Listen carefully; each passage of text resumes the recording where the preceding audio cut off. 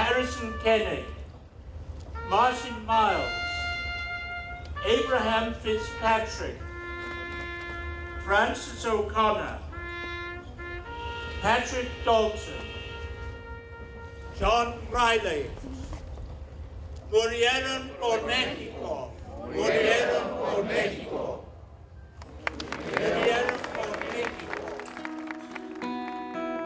The shark the vadroyen, Kyla can say the lots again. Kyla keeling on to glass and a heron. Is cracker than a clara Mexico. Is Misha Charlie O'Brien.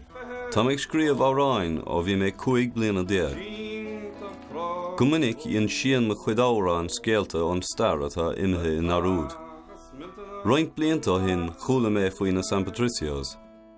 Scéal cáchtach bhí ann agus spreag sé chun commodóracht me. The story to San Patricios, it's filled with so much drama, excitement, controversy, sadness, violence. It's no surprise it's drawn the attention of songwriters, especially in Ireland, where it's been long time a tradition for musicians to write songs that explore the heroes and villains of our shared past. Agus mé gléamh tuile faoin na San Patricios, bhís anna hóca leis an ganara a bhíocha, John Riley. Far casta a bhí ann agus is léach náisiúnta é in Mexico. You could look at Riley as this great hero, or you could look at him as almost like a Shakespearean character with a lot of flaws in him, but that he did something that we're still fascinated with.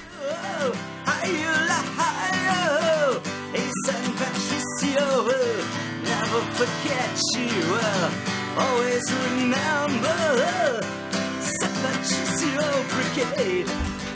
Chuir sé aontas mór arm go raibh an ceoltóirí ann rómsa a chan faoi Riley agus a chumrádathe. Ach ceir bé Riley agus cad a spreag chun gasce é. Chur mé róm scéal an jóirí seo as éireann a riamha.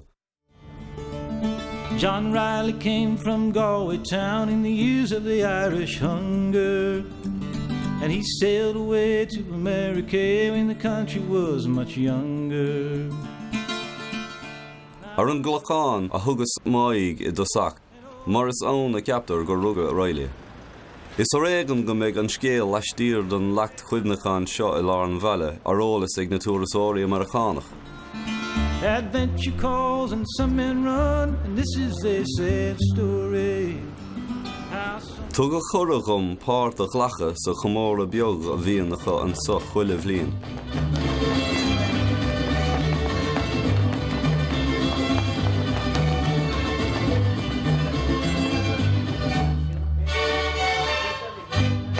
Thosamid le an seirmes an seo clochan níideag níocha trí. Bín na daoine as Mexico atá seo sa ceantar bhín si le céile agus bín dású, canmh, ceol, caint. A Mexican eagle, a Celtic cross, under the green flag men were lost. Shut down the soldiers and hung as slaves, their cruel fate a shallow grave. Bhís fisrach faoina óige agus bhís ag déanamh iontas an raibh éana dá ghaolta fós fanta an so. De bheith sin mar gachtain eile seo, bheith sé gobar an pórtach sa park, féidir machar an warige. Tá cúpla tlán háart an seo le Riley, sin an animach. Níle sagín go bhfuil éon ghaolta le John Riley ar éon ceann an sin. Dag sé an tlachan solartháinig na records an seo sa sépéal nó civil records an rudaí mar sin. So níle míid cinse mór an faoi a saoil a bhí ag an seo. American historians have suggested that he served time with the British Army probably in the late 1830s and early 1840s. He may also, on his return to Ireland after, if he served in the British Army, have married and fathered a son. Outside of that, 1843 is when we have a firm grasp on O'Reilly's story, because that's the year he moved to America. Bhí ar Landíní fágan an ceantar seo, So, Count Tammy Riley in Shane Road Kena, Gorau she gear adventure all freshen. Far, far from Clifton's rocky shore, or the broad Atlantic Sea, and the battalion of St. Patrick, tired of harsh brutality.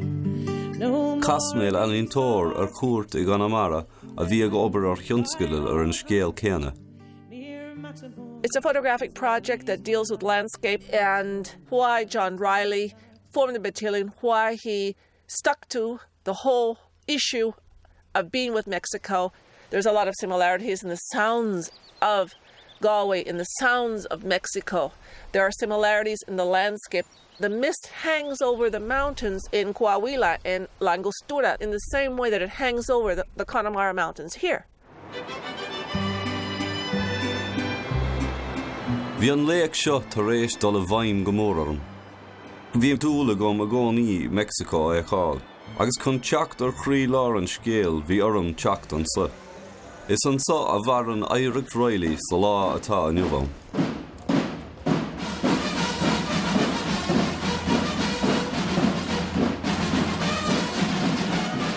Chris mé cahar Mexico in ann de chearmanis comórtha bliain túl na San Patricios.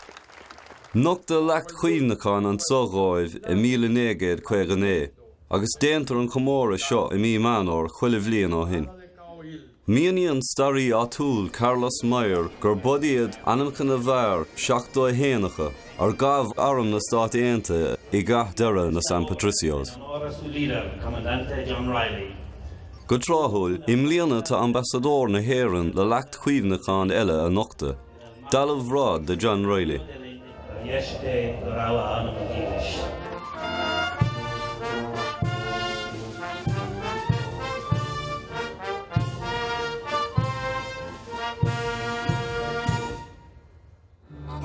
Tefum muidas na searmnas agus na lachtanas sa chathair, bhís ag déanamh bhíontas ar céan darcha bhí ar na San Patricios I measc muintir na túthe. Chola faoi bhean I sráid bheala Cerro Gordo a chum árán fuatha.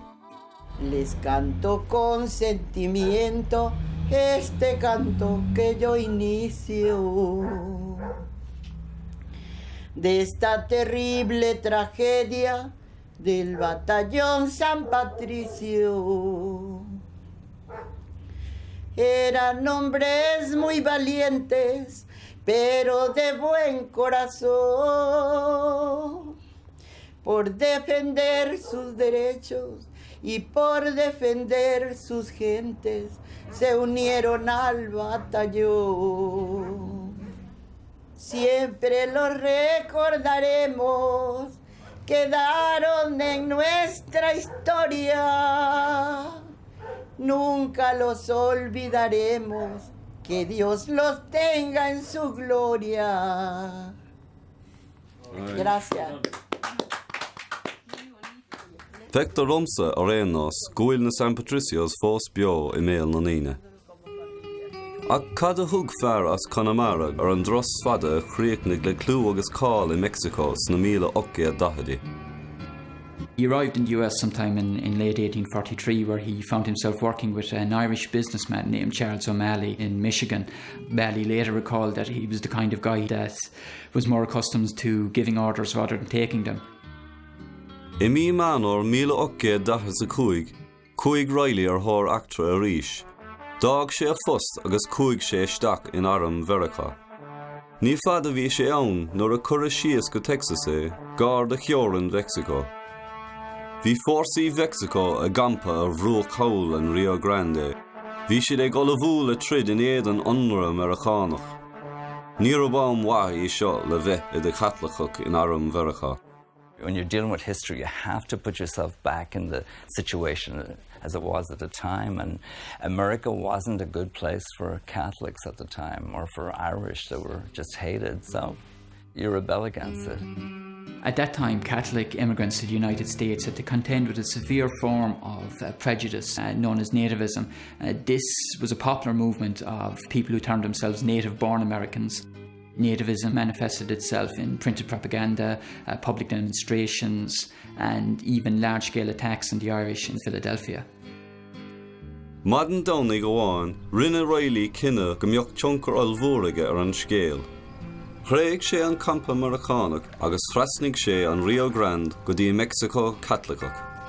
John Riley go to the Mexican army in April 1846 because there were Catholics, the food, the fandangos, the dance, all the style of life of the Mexican was closer from the Irishman than the American style of life. For the American army, there were deserters. They changed their coats. During the Mexican-American War, the US Army was afflicted by a far higher rate of desertion than in any foreign war it has since fought. Riley's individual motivation for desertion was almost certainly the brutality of the officer class, many of whom were nativists and afflicted by those anti-Catholic tendencies. Dá go lán daoine eile an armig an am céine, so tá mé ceappa gur breann sé síos ar rudí a bhí a Harlan síos in Mexico, agus dúirt sé ní seo ceart agus dag sé an am sin. And of course, arriving at the border, they were seeing that the churches were being desecrated, that women were being raped, that people were being slaughtered. Innocent people, innocent civilians were being slaughtered. And I think perhaps there was a turning point in John Riley that empowered him to organise, and it took off. Roint seachtaí go díreach tar éis do Riley dul anún go dtí Aran Mexico, dógur úachtar na Stát Aontaithe cogadh ar Mexico. Texas had long been a source of dispute between Mexico and the United States, but ultimately the war was driven by what was called manifest destiny, whereby the United States had a desire to expand from the east to the west coast of the North American continent. Within the United States, there was much opposition to the war. Past President John Quincy Adams and future President Abraham Lincoln were outright opposed to the war. It was a land grab.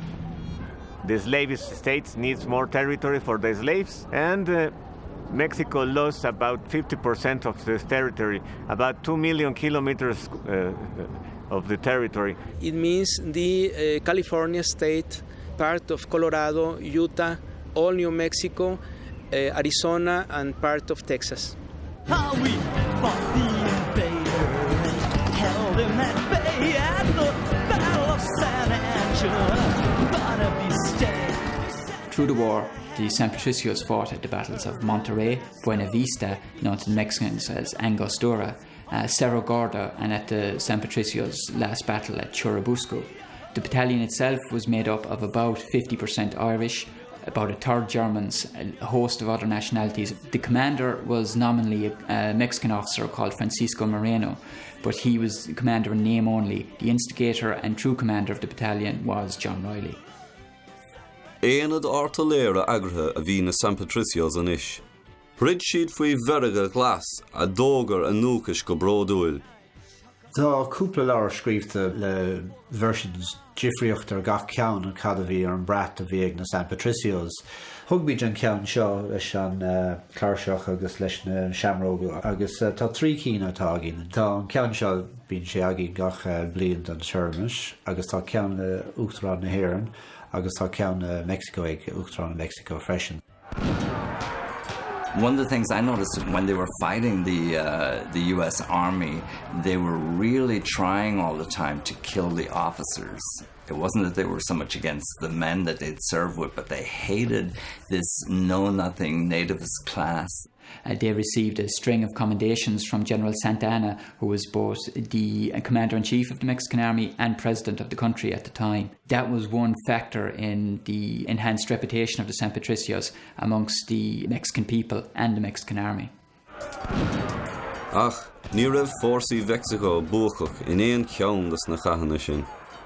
Tar éis cas ar a Gordo, dhéanamh an cánig unsaí ar phríomh chathair Mexico. Anis, bhí na San Patricios ag díriú ar chrid féach for fuil túl leis an mrat a bhí trégathacha agus na hifiigigh bragráin lo. To me, it brings up the whole issue of patriotism. Are you supposed to go off and fight a war just because your president or your politicians say you should do it? Or are you supposed to think to yourself, hey, I don't know, do I want to go off and bomb Iraq?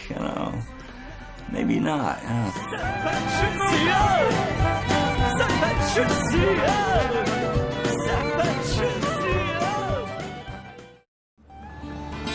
how they fought bravely under the flag of the San Patricios, till the Yankee soldiers beat them down at the Battle of Churubusco.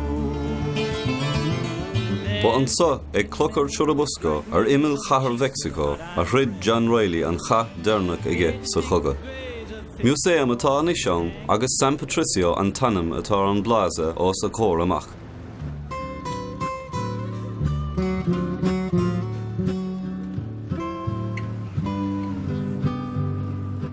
Hála cha Churubusco ar an fethe lá de lúnasa 1817. Ridden na San Patricios go fiachfar, fiúig déanamh ionsaí láimhe in éideann na Yankees. Curna scéalta atá braca ar na chaillí seo íontas orm. Tá lorg filéirí chonaí móra na Maracánach fós ar bhaillí an chlochar. Agus méid siúlthart, ba rí léir dom an Thomas a tugtar de Riley agus da Chalán. Tá buchas Mexico le feicáil chuile áit. We went down to Churubusco, but the devil got there first. The road was hard, the way was long, Churubusco was far worse. After the defeat of Mexican troops in Churubusco, there were a lot of Irishmen that was taken prisoners. When they were imprisoned, the Irish troops, the people of Mexico, the women and the clergymen went to see Scott and plead for the freedom of the Irish troops. John Riley was the commander of the Patricios, but he deserted before the war was begin, and the Americans just condemned him to be whipped 50 times and marked with a D of deserter on the cheek. So Riley was marked in both cheeks. And another 9 or 10 men were whipped and marked too. Bhínig Carloston gur coranna Pinos a bhaim am wit an sa ag an plaza is San Angel, mar bhfuil na lachta na chuomhnachán ina seasamh inis. Tar éis lasca agus brandáil, bhí ar Riley agus an cuideile fécantar na Yankees ag chrocha 60 dá gcuid comrádathe an sa. An sin, ordaíoch dóibh na chorpanna a chur faoin gré. Díaltas brúdúil gan éon dát, agus ní raibh na Yankees críochnaithe fós. 30 men were hanged the 13th of September of 1847 in the moment that the American flag was raised over the castle of Chapultepec. The Patricios were hanged because a form of humiliating them. The penalty of war to the soldiers is to be shot by the firing squad, not by hanging. I think the executions were done as a message to the Irish, but to anyone coming in, that if you are in this country, you join our army and you desert for whatever reason, we're going to make a big example of this. Here we are in the graveyard of Tlacopac Church, in which 6 or 7 of the Patricios were buried who were hanged at San Jacinto. In another church called St. Elizabeth of Hungary were buried 4 of them. And the other 30 men were buried in the English cemetery.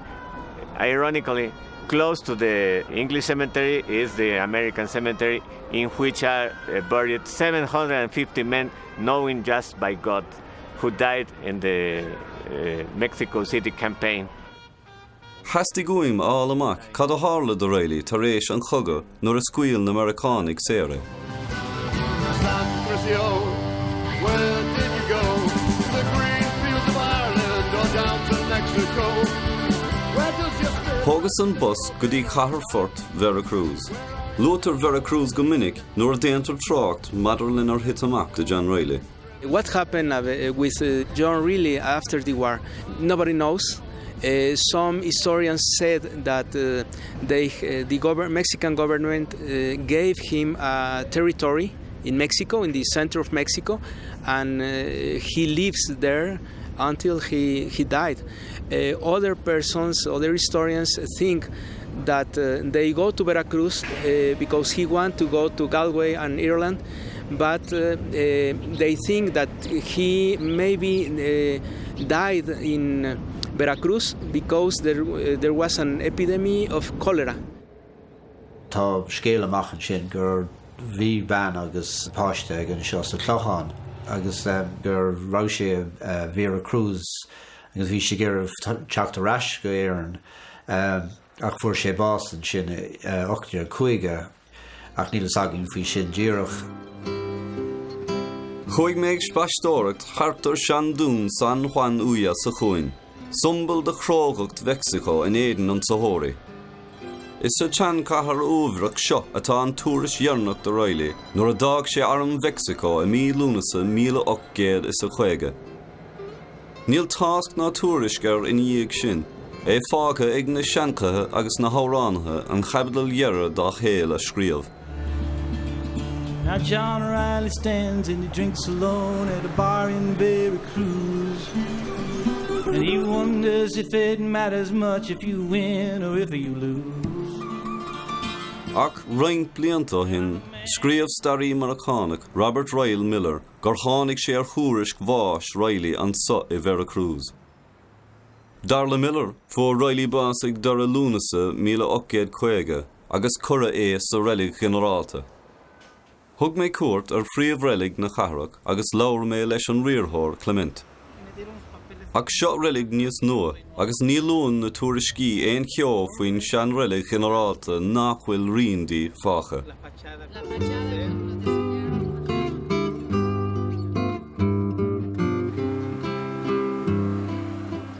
Ach bhí floscarm fós tuairisc an bháis éáil. Thug mé cuairt ar ard aglis na dastógála, átar oscail Miriam an rúnaí an labhair ó 1850.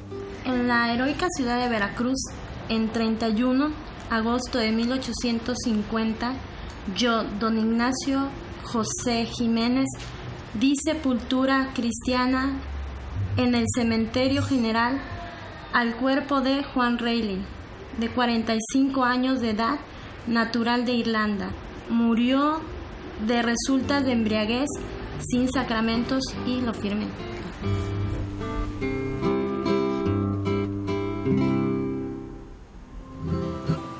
Má sé a bhí ann, nach deire bránach trúbhéalach seo ar léach an chugad.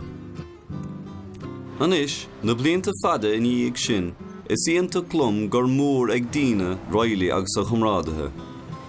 Fós, tá starithe agus eilíntóirí faoi riocht na fearúd. Léachra de náisiún amháin, fealltóirí de náisiún eile. The legacy of the patricios, it's their courage of the idealism. But I am very honored that the Mexican freedom is thanks to them. It's a heroic myth, and we all need heroic myths. We have to examine these heroic myths. And there was a human being whose name was John Riley. And what did he do? How did he do it? He lived, but is he present? And the presence is all of this aesthetic presentations in song and dance and visual arts. Tá daoine ag géire chur na scanán le chéile, tá sé géire na ceol agus an árán agus ruí mar sin. Mar cinál celebration de na daoine beaga ó na daoine móra. So cinál universal idea tá an béidir. Well, Captain Sure Farr an óireach a bhí John Riley. Bhí sin sé iirecht na daoine bhí an tribló jacu a cumad cart. Seans nach mig is a gwyn gydjo godírach cad a bhain amach de John Riley. Ach, tá is a gwyn an méid seo, dairig lena éireacht ar a laid a bailach a dhéanamh arais go dtí a hir gúchais. Those great gales of Ireland, the men that God made mad, their wars were never merry, but all their songs were sad.